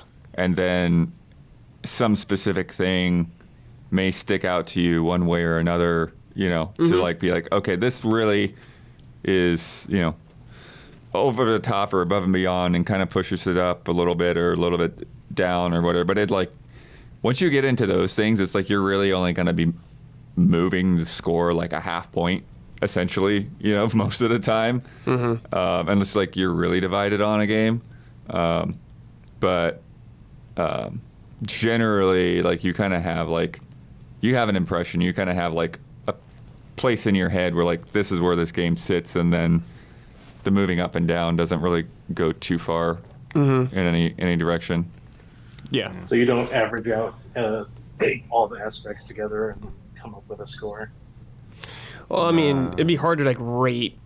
Like, how many points would I give it because of the music or something Dude, like that? we had to do this. I was about to I know, say, that's like people- game not trailers. since So people are the nostalgic early for when we had to game trailers review days. design, gameplay, and Literally, story There's like not a lot of separately. games Yeah. focus on all those aspects. It was Even with that, Even with that though, like they wouldn't necessarily add up mathematically, and so people will be like, "How did you give all this? It doesn't come out to an average." I'm yeah, it's I not like an average. tried to be more granular with Yeah. that at that time, and as time progressed, I just gave up on that system, and went to what we're discussing, like its overall, and then like what really were the flaws, or was something done really well that helped it push it over the edge. But yeah, I used to be like in like a Mario game or something. It's like, oh, there's some story. Oh, okay. Well, it needs to get a score because we have a score. But it's like, all right, I'm only gonna when I make my final score, that one only counts ×1. Everything else counts ×2 or whatever, and then divide by the number of categories. So it's like, yeah, you're not worth as much or something. So there'd be a handful of that, but that lasted not very long. I was like, this is not how this should be done. So, yeah. Don't really think of it like in that way anymore. I definitely don't think of it like calculating numbers together or something like that. Right. Yeah, Brad never had to deal with that Yeah, garbage. thank God. Yeah. Thank Especially God. since we're not like as granular as having like 0.1, like 100-point Right. system anymore. So, or not anymore, but like ever here. So it's kind of not as I feel necessary. Yeah. Yeah. Yeah, it must have sucked doing that. I would have hated that. Yeah, Yeah, I mean, and the scoring for me wasn't as bad as like trying to work your brain around how to write something because it's like you're writing it in categories and it's like, I'm going to talk about this, but then like, is this design? Should this be in the design section or the gameplay section? Or like you want to introduce something, but like, well, you're talking about the story first, so you can't really introduce that aspect of the game yet. And so like, do I talk about the side quests in the story section? Like it just gets all, it's like, Oh yeah. And it's like, obviously we did it for years, so we figured it out and all of that. But it was very freeing to like, okay, now we can just, even if most of the time we still sort of stick to the same order, like just being able to like, okay, we're going to talk about this now. It's like, let's just throw the music in here now because we're talking about the story and the music is amplifying the story. So let's talk about the music now. I think either when I first started or right before I started, there was even like a separate sound category. Oh, dang. Yeah. Music. Oh, wow. Jeez. Yeah. They said like we had to do it. Like that was the number one thing I would constantly get script back and say, you wrote about stuff in the wrong segments. And I'm like, yeah, like why do I have to write in these segments? Like it was for me specifically, writing reviews in the early years was very much a struggle. Like I'd always have to be called in and be told like, you need to put this in a different spot. You need to find a way to say it this way. And I'm like, but this reads worse to me. Like because I was like, can we just kill the categories? Like no. I'm like, all right, because I came from obviously my earliest reviews were probably my worst written. But before game trailers, I was used to like more like you can talk about anything at any point. Right. As in like it was like I think about the game this way, so I'm going to write about it this way. Yeah. And then trying to come into the system, it was like kind of like it was probably the hardest thing for me of anything we did at game trailers was that. And for like the first few years, I dreaded reviews. It was like, oh God, I don't want to do a review, please. Like I'll do anything but a review because like I hate having to write this way. And then over time, it kind of like got a little bit more lax with those, even though we kept like scores because they got a little bit more like, you know, we got rid of some categories and kept it a little bit more broad. And then eventually we just like did away with that, which is like one of the happiest days for me. I was like, yeah, we don't have to write reviews like this anymore. I'm like, I'm happy. So yeah. Nintendo World Report we had that we did have like different category things and like little summaries for them, but it was separate from the body of the review. Yeah, which is still something a lot of sites do. They have their little box at the bottom to like summarize everything. Cool. Thanks, Detenchi. Anything you wanted to add? I'd like to shout out Alexander Zeranov real quick. Yeah. I replied to the Q&A post directly instead of putting it in the form, and he pointed it out, and I was able to nice. put it in the right place. Shout out, So Alexander. thanks, Alexander. Nice, dude. Thanks, Alexander. Thanks, guys. All right. Take care, dude. Thank Yeah. you. All right, next up is somebody. Nick Gothic. Nice. All right. New book, Blood? New book? No, this one's almost done. Oh, okay. The Chronicles of Blood. How many books do you got? Yeah. I don't know. I don't know. I hope you like someday when you're like super old Blood, you can like read those back to like grandchildren. Yeah. When you become I mean, the thing is, it's star. mostly logistical stuff. Like it's not very particularly interesting, but Blood's a big shot. You can auction them off. So Gabby's given Nick Gothic the role. Just move Okay. into the call-in show, and then we'll talk to you. Yes. Bloodopedia. Bloodopedia? Mr. Showtime says, Bloodopedia, when? Encyclopedia Bloodtanica. Here we go, Nick Gothic. Yo, there we go. Heard it for a Hey, second. beautiful. Yep. Okay, beautiful. Okay, hello everyone. Nice to hear you all again. So the question. So, the President of the United States has officially summoned each and every one of you, or rather, like any single one of you, to come and help him in his cultural expansion program, so to speak. And he wants to see what these newfangled video game things are. So you have the exclusive right as the video game ambassador to come to the White House and present the President of the United States with a single video game. And you get to play that game to its fulfillment. That is, to its ending if it is a single player game, and you get to just like sit with him, just like follow him through it, and just like share like any commentary you can have, and that's just an experience meant to kind of like expand his like broad understanding of culture. So, which game would you like to present to the President of the United States? Presenting Genshin Impact. We're gonna do some. These are called rolls. waifus, We're by gonna do some rolls, get some polls. Yeah. Yeah, Joe, these are waifus. I'll trick him into spending money on me to get some more polls, stuff like that. It'll be we'll go out in the world together, kill some stuff. It'll be awesome. That's weirdly kind of a good answer. Yeah. If we, What are these waifus? Yeah. So good. we could show him Street Fighter 6 with the all the creative characters. Oh my God, yeah, the that'd be hub great. with the Could make him in it, yeah. characters.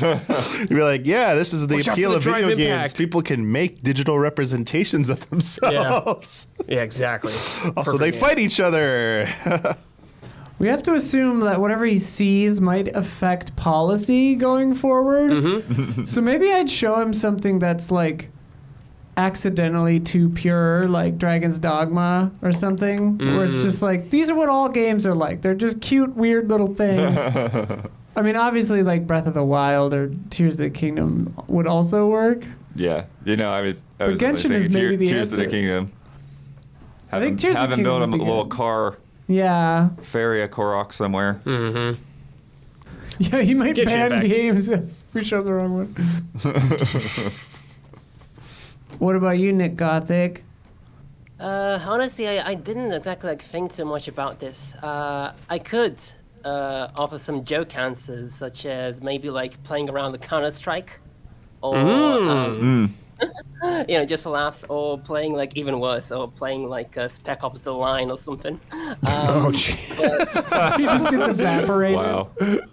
I don't know. I think like I guess the closest thing to like a legitimate answer would be Sid Meier's Alpha Centauri, like one of the spin-offs of the games.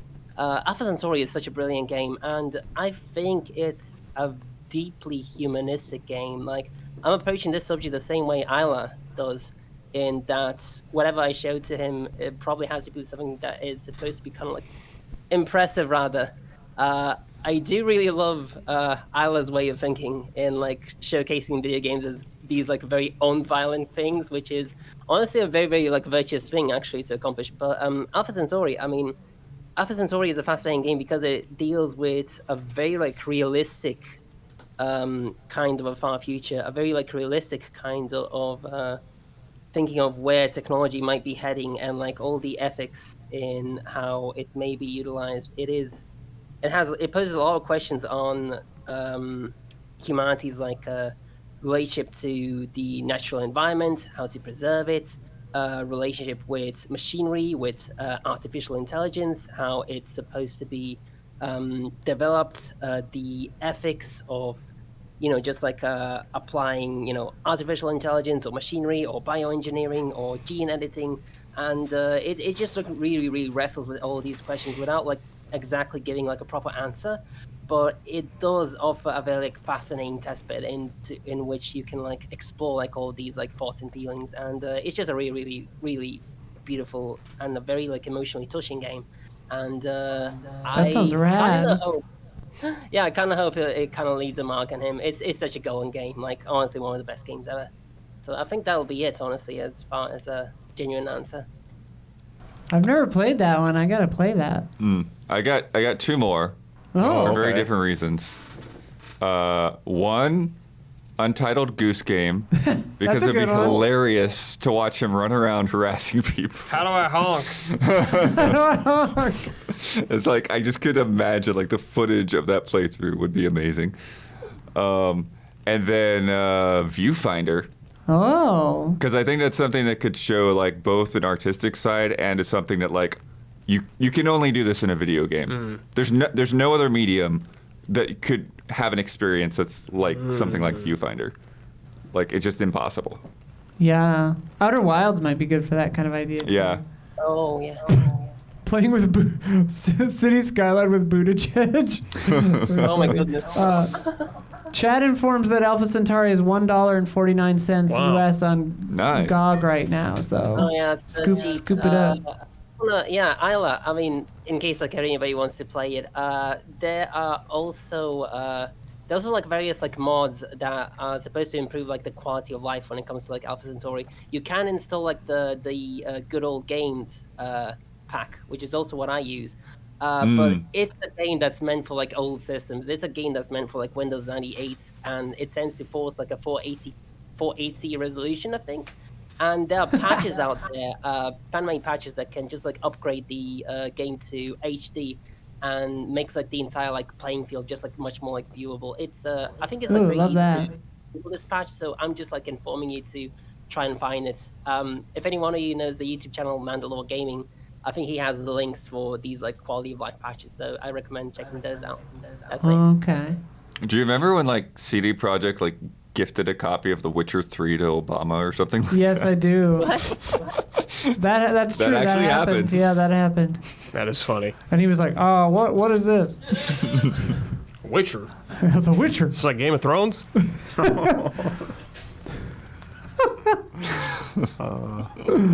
Awesome. Great question, Nick Godfrey. Yeah, good question. I like your full name, so I say it every time. Oh, thank you. Anything else before we move on to the next person? I think that should be it, honestly. Like, it's not really a creative question. I partly It was a expected wonderful Hubie question. to be here, but okay, we'll see. Hopefully we'll see Ubisoft next time. Okay, I love every single one of you. Cheers. Take care. Cheers. Bye. Bye. We what? Okay, we have one more. Is this the last one? As of right now, yeah. As of right now, this is the last one, and it is apparently Sophia. Here we go. So she's gonna move into the. Oh boy.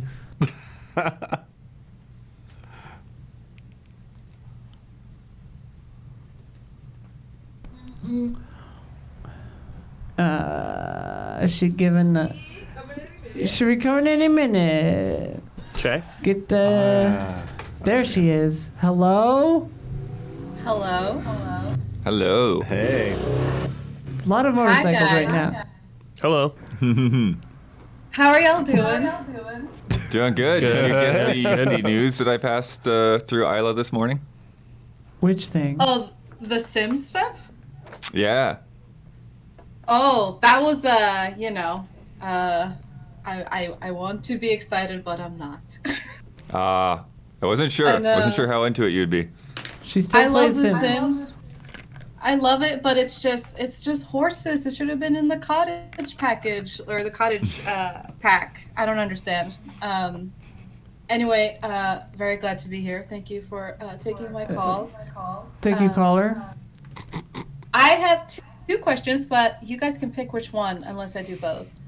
So either it's a video game question or it's just a cool one. So. I mean, Video games are not cool. Cool one sounds cool. I'm curious about the cool one. Okay, y'all ready? Mm-hmm. Yes. Outside of taste, what is the best fish? What? Outside of taste, so not about how the fish tastes. Just Correct. what's the best fish? Fish? Yes. Best fish. Sunfish. The baby wheel. The barrel eye thing with the transparent head and the eyes that look up through it. What's the light one, too? Oh, the anglerfish. Oh, yeah, I saw one of those when I anglerfish. was at the Natural History Museum in London. Crazy. Yeah. Wait, do you want us to say swordfish because that's your username? You guys do whatever you want. Anglerfish. That's a good one. It's pretty cool. Anglerfish. These are all very good fish. What the fuck? Damiani's having a hard time figuring this out. Yeah. I mean, jellyfish? I'm very surprised none of you have mentioned shark. Oh true. yeah, Oh yeah, I guess I kind of like separated that for some reason. Yeah, they're fish. For they sure. are fish. They have Manta cartilage ray's instead pretty of bone. sweet. I like Manta ray. manta rays. Love a manta ray. What was the game question? A seahorse I get is technically a fish too, right? Yeah. Yes, I believe so. Everything except That's a very mammals. good fish. Not everything. Except, that is not true. Everything in the universe except mammals are fish. No, a jellyfish is not a fish. A starfish is not a fish. They're Damn, vertebrates. dude. Yeah, don't Blood go here with chase. blood. Don't go here with blood. I Blood forgot will about shut you down. Void with logic. Birds are Facts from fish. Bloodward. Reptiles. What was the gaming question? Okay. What is your favorite video game sidekick? Sidekick. So Tails like is a pretty good. unplayable Yeah. character. My favorite is BD1, for example. BD1's great. Ah. BD1 is good. Ooh, Midna, that's a good one. Yeah. Yeah. Wait, BD1's what was good. your favorite fish? Sophia? I mean, a swordfish. Oh, okay. That should, yeah. I mean, I like shark, but a swordfish has a sword. So That's it's true. the only fish with like an And it's a actual shark. weapon. Aren't swordfish also sharks? No. No. Oh, okay, I guess not. But they could be if they wanted to. That's not how that works. I mean, what if they could stab a shark and then use the body of the shark as a disguise, like cut it open and put themselves into it? Would that make them a very- shark? No. No. That's me them wearing a costume. No, not any more than will make you a shark. Agro, that's a good. Yeah, I was going to say aggro Sidekick. was probably yes. Well, we yes. talk about swordfish. I thought Or, about on guard. What? On guard. On guard. Yeah. Oh, yeah, on guard. Although that's a, Donkey quick, Kong. that's a weird question That's because it's playable. like, is on guard playable? They're a 'Cause- mount. Because when Like, you mount yeah. it, then you're basically Well, controlling on That's guard. the instead aggro of- question also. Yeah, Mickey true. was good. The frog jumping around. Ellie. Yeah. Ellie, yeah. In the first game for sure. What about? Yeah, well, like would Cappy. Torgal count? Oh, yeah, you Since do can play as give Ellie. Commands to Torgal. I guess you're Torgal. directly giving Torgal commands. Yeah. If Torgal counts, then it's Torgal. Yeah. Hmm. Good hound. Good Huh? hound. It would He's a be good like hound. Interceptor. Like- Interceptor. What?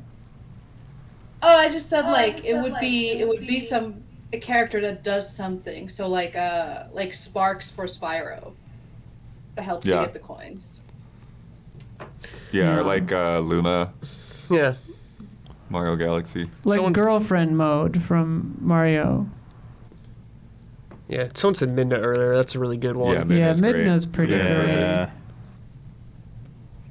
Yeah, I guess Midna Nice. for that role. Yeah. Yeah, Torgal would count then. How Get him, boy. how are you doing? Get him. Aren't you at work right now? No. What are we doing for dinner? I don't know. Do I pick something Aren't up or should you? I cook for us? Aren't you're at work? You can't be talking about dinner. I can cook Isla some talks about curry. dinner all the time. All I care about is Constantly. food. All Except I the hate time. food. Okay, well Anyway. then yes, bring some food. We have nothing. And thank Okay. you for taking my call and my stupid questions. And I I hope liked y'all your have a wonderful questions. day. Thank Those are you. good questions. Thank you. Maybe I'll make curry later. She's gone. She's gone. Gabby took my fiance away. She stole my fiance. Is that it? Gabby? Yeah. That's That's it. All right. Hot Mics is done. Thank you, everyone who called in. Thank you, everybody. Please don't go too far because in around 40 minutes, if we're ready at 5:30, we'll be ready at 5:30. We might be ready a little earlier than that. We'll see. Oh my lord! Well, sometime within the next 40 minutes, we will have the Easy Allies podcast coming to live on this very same channel. Same bat time, same bat channel. Except not the same bat time. Later than right now. Anyways, so stick around for that. We'll be back in a little bit. We're going to go offline for just a bit. And then we have the podcast. It's going to be a big one. Is E3 canceled? Who knows? Canceled forever? Who knows? Okay, bye.